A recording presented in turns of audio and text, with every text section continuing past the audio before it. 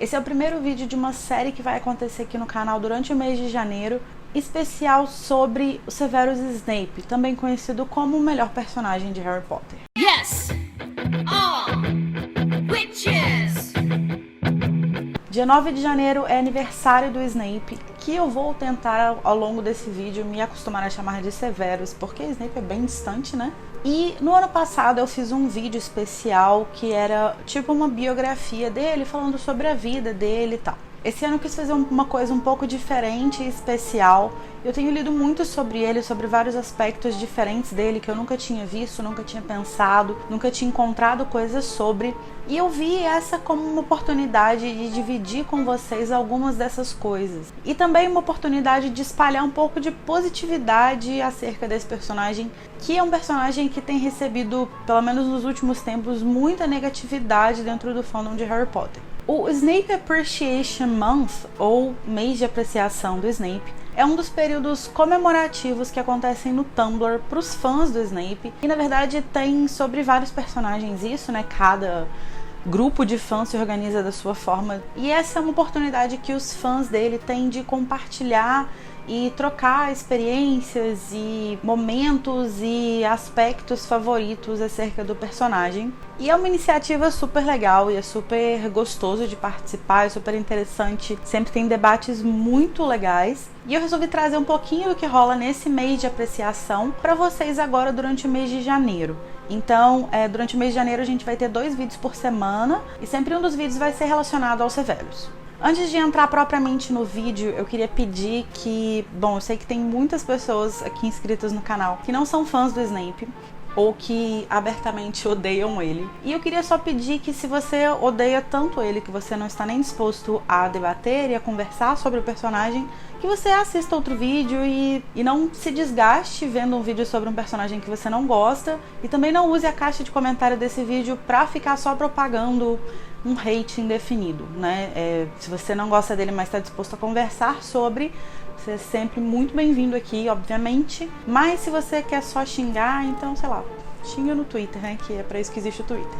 Pensando em como organizar a agenda e pensando em quais vídeos eu poderia fazer sobre, me pareceu que o mais adequado seria começar do começo, né? Tem muita gente no fandom que não gosta do Severus.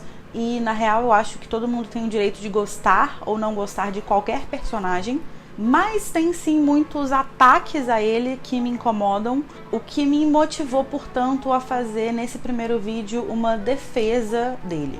O que eu acho mais interessante no Severus é que ele é um personagem multidimensional. A própria Rowling já definiu ele muitas vezes como um personagem cinza, como um anti-herói. A verdade é que é muito difícil de colocar ele dentro de uma caixa, porque ele é um personagem muito escorregadio, digamos assim. Você dá uma definição pra ele e na próxima página ele toma uma atitude que te faz rever aquilo. Além disso, ele não é um personagem fácil de se gostar. E eu digo isso como uma pessoa que considera que ele é o melhor personagem da saga, mas tem hora que ele é um saco, né? Ele não é uma pessoa agradável, ele não é engraçado, ele não é amável e tem momentos em que ele é insuportável. Tem momentos em que ele é um babaca, tem momentos em que ele é bem escroto. Mas o que é interessante também é que a gente tem a oportunidade ao longo dos livros de entender por que ele é essa pessoa não agradável, não engraçada e não amável.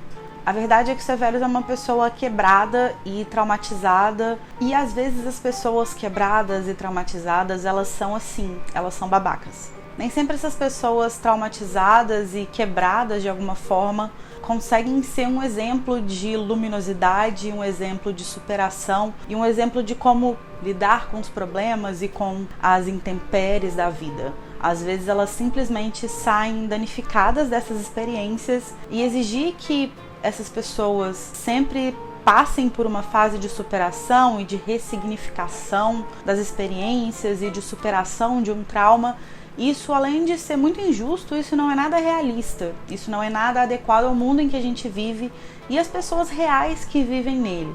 As pessoas são traumatizadas e elas são danificadas, e nem sempre esses danos são reparáveis. Eu não quero dizer que isso é uma desculpa para as atitudes dele de forma alguma, mas é sim um dos motivos pelos quais ele é assim. A gente não pode usar o passado dele como uma desculpa, como um passe livre para ele fazer qualquer coisa, mas a gente também não pode ignorar o passado que vem por trás dele. A partir do que a gente tem acesso às memórias dele, a gente entende que ele teve uma infância super difícil. Ele cresceu numa família pobre, com um pai violento, uma casa que não era de forma alguma um lar para ele.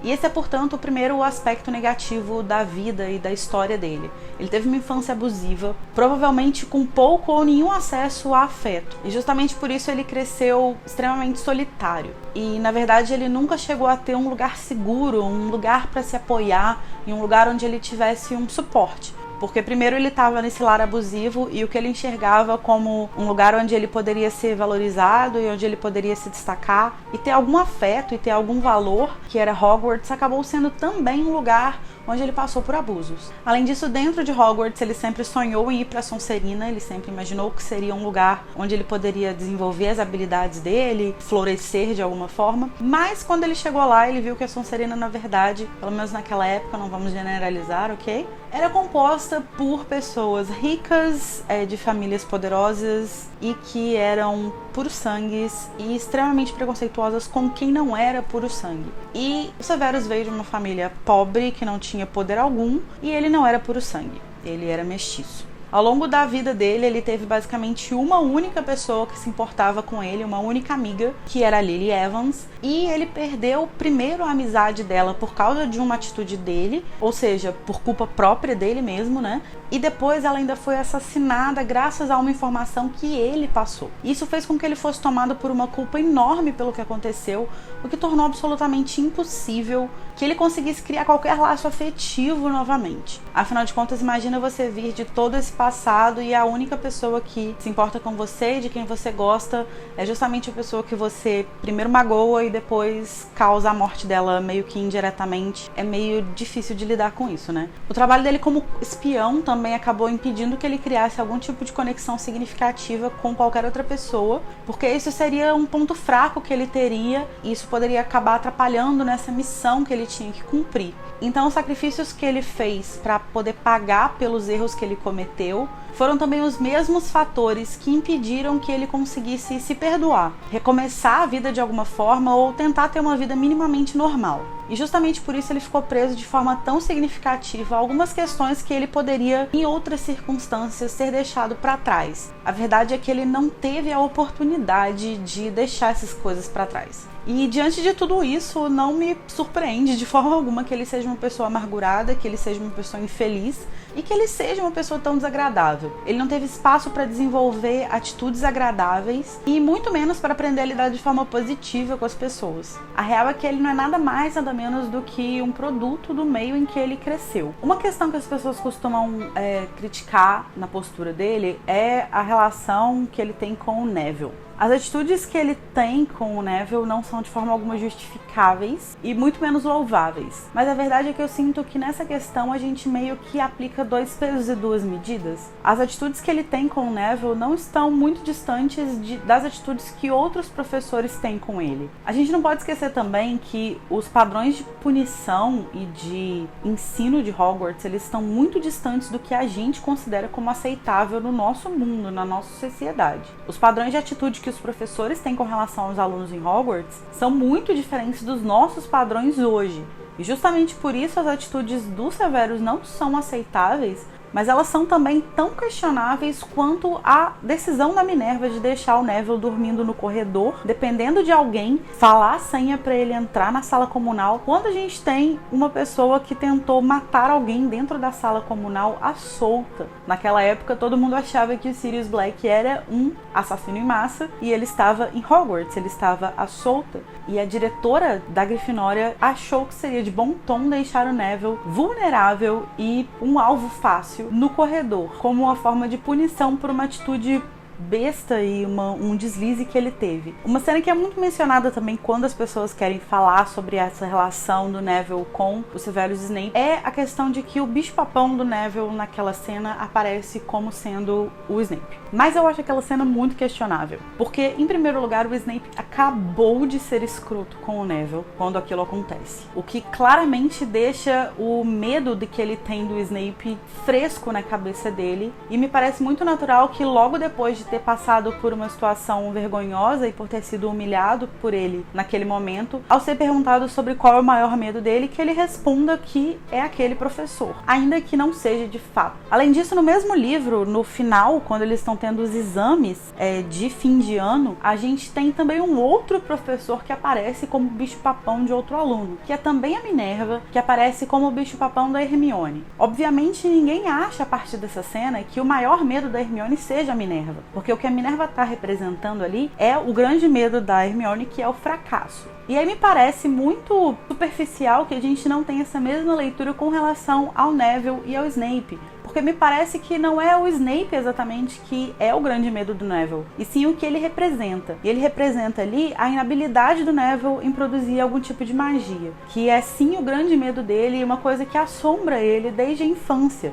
já que ele é massacrado pela família dele por ter pouca magia, inclusive quase morrendo uma vez. Então, para mim ali, o Snape ele não é de fato o grande medo do Neville, ele é só uma representação de um medo que ele tem e que aflorou daquela forma, assim como a Minerva não é o grande medo da Hermione, ela simplesmente foi um canalizador e uma forma de colocar materialmente o grande medo dela, que era o fracasso. Um outro ponto que as pessoas gostam de trazer à tona também é a ideia de que o Snape teria se proposto a trocar o James e o Harry pela vida da Lily quando ele viu que a Lily estava sendo ameaçada pelo Voldemort. E a verdade, gente, é que vocês podem pegar o livro e ler 50 mil vezes. Em momento nenhum é dito que ele estava ok com o James e o Harry morrerem se a Lily ficasse viva.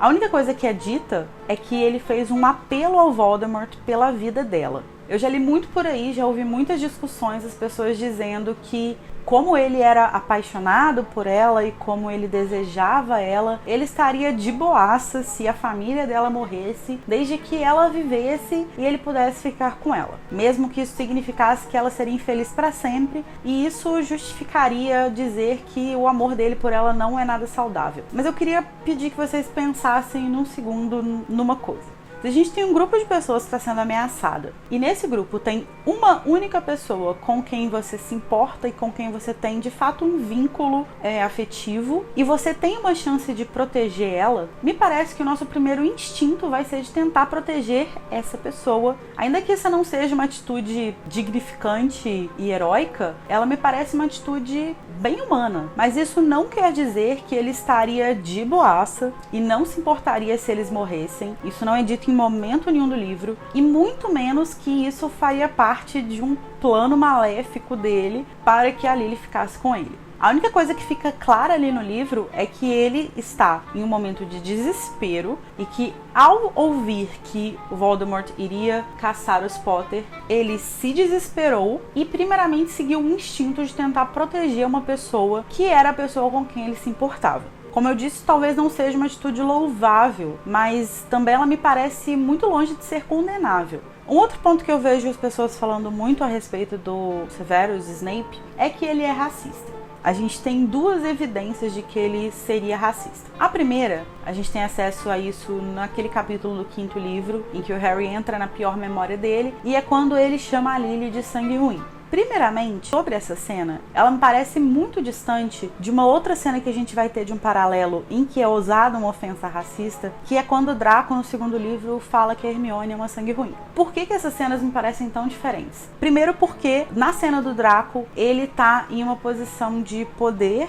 ele tá totalmente por cima na situação, e ele usa essa ofensa simplesmente para ofender e diminuir a Hermione. Enquanto que a cena do Snape, ele tá numa posição completamente diferente. Ele tá sendo humilhado em público, ele tá sendo enfeitiçado e ele tá sendo motivo de riso. E ele me parece que ele tá numa situação de clareza mental muito diferente da do Draco. No sentido de que o Draco tá usando aquilo claramente para ofender, enquanto ele tá usando como uma válvula de escape. Não estou dizendo de forma alguma que tudo bem ele ter falado aquilo. Não, não é isso. Estou dizendo apenas que são duas situações diferentes e que não me parece que ele falou aquilo com a intenção direta de ofender, diminuir e magoar alguém. A impressão que eu tenho naquela cena, e isso é uma leitura minha mesmo, a interpretação que eu faço daquilo, é que ele falou aquilo como uma forma de extravasar o que ele estava sentindo. Foi da forma errada? Foi ridículo? Foi racista? Foi. Não estou justificando o que ele fez, estou apenas tentando entender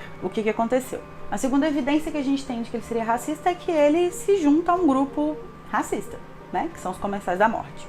Mas é bem claro durante toda a dinâmica do livro que ele não se junta aos comensais por um ideal racista, por uma vontade de fazer valer uma supremacia bruxa ou algo do tipo. Fica bem óbvio que ele se juntou aos comensais para fazer um certo equilíbrio de forças, porque ele tinha zero poder, ele tinha zero influências, e o Voldemort e os comensais tinham muito poder e muita influência para oferecer. Então, não me parece que ele se junta aos comensais com uma coisa de ideal, de eu acredito muito nisso, como é o caso dos Malfoy, ou o caso dos Black, dos Lestrange e de vários outros comensais que a gente vê. A entrada dele nos comensais me parece muito mais uma aliança, uma vontade de ter poder e de mudar a dinâmica e a posição que ele ocupa naquela sociedade em que ele é diminuído por não ser puro sangue, do que por puro preconceito mesmo. Mas o que eu acho mais interessante observar nessa questão do racismo é que, ainda que a gente considere essas duas coisas como fatos claros e objetivos, ele foi racista no 5º ano e ele é racista porque ele se juntou a um grupo racista, o mais interessante é que ele tem um desenvolvimento nesse aspecto. Ou seja, ele não só deixa de acreditar que os nascidos trouxas são inferiores, isso se algum dia ele chegou a acreditar nisso, que eu pessoalmente acho que ele não acreditava de fato, principalmente porque a Lily era uma pessoa que ele admirava e logo que ele encontra ela a primeira vez, quando eles ainda são crianças, ele fala sobre como que ela tem magia e me parece muito pouco provável que ele admire e perceba esse aspecto nela para depois de fato acreditar que pessoas como ela são inferiores. Mas ele não só muda essa posição, se for o caso, como ele também dedica a vida dele a lutar por essa causa. Não sei se vocês se lembram, mas no 7º livro, quando a gente está vendo as memórias dele, tem um momento em que o Phineas, que é o quadro daquele ex-diretor de Hogwarts, que a Hermione guardou na bolsa dela para conseguir informações, ele volta pro quadro dele na sala da direção em Hogwarts e ele fala que ele ouviu que eles estão na floresta tal, porque ele ouviu a Sangue Ruim falando isso. E o Snape imediatamente corta ele e fala: não use essa palavra perto de mim. Tem uma outra cena interessante também, que é quando o Dumbledore pede que o Snape mate ele, e ele parece meio revoltado e o Dumbledore fala: não fique chocado, quantas pessoas você não viu morrer? E ele diz: ultimamente só aqueles que eu não consegui salvar. Nenhuma dessas duas atitudes recentes dele apaga o fato de que ele foi parte dos comensais, de que ele foi parte de uma organização que pregava a superioridade dos puros sangues. Mas mostra sim que ele passou por uma mudança e por uma evolução de postura, já que a partir do momento que ele se afasta dos comensais, a gente não vê mais ele ter nenhuma atitude no sentido de apoiar ou acreditar nesses ideais.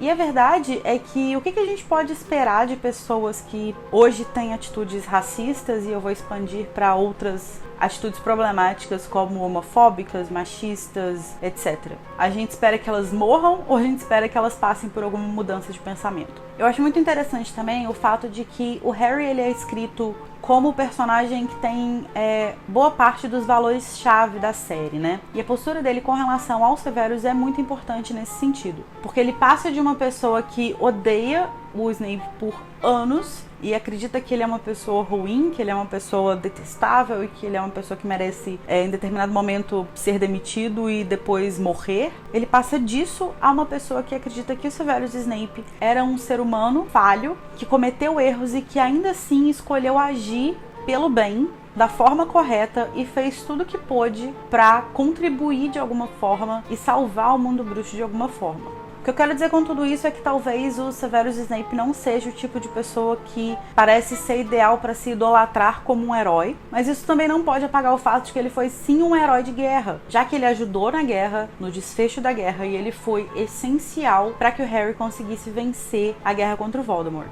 Ou seja, ele não é um herói porque ele amou a Lily, porque isso torna todas as atitudes dele perdoáveis e ele era, na verdade, um anjo e maravilhoso e vamos colocá-lo num pedestal. Mas sim porque ele salvou pessoas que inclusive não tinham ligação nenhuma com o Harry e, portanto, não estavam incluídas no pacote da missão original dele. além de ter protegido o Harry desde a primeira vez que eles se encontraram. Esses são alguns dos motivos pelos quais eu defendo o Severus Snape, apesar das atitudes condenáveis que ele tem. Não estou apagando essas atitudes, não estou apagando esses momentos, mas eu acho que é muito importante que a gente consiga olhar para esses momentos e para essas atitudes com um olhar certo e não com um olhar tendencioso de que se ele fez uma coisa ruim, automaticamente tudo que ele fez está contaminado por aquela coisa ruim. Ele pode muito bem ter atitudes ruins, atitudes boas e ter partes ruins e ter partes boas dentro de si. Se você gostou do vídeo, não esquece de dar um like, se inscrever no canal, deixar aqui embaixo a sua opinião. Na quinta-feira tem mais um vídeo no canal, que dessa vez não vai ser sobre Severus, mas na próxima semana, na próxima terça, tem outro vídeo sobre ele. E a gente continua nessa jornada de espalhar um cadinho de amor por esse personagem tão importante pra mim e pra muitos outros fãs que tem algum nível de identificação com ele. Espero que vocês tenham gostado, eu vejo vocês então na quinta-feira e infinito e encantado.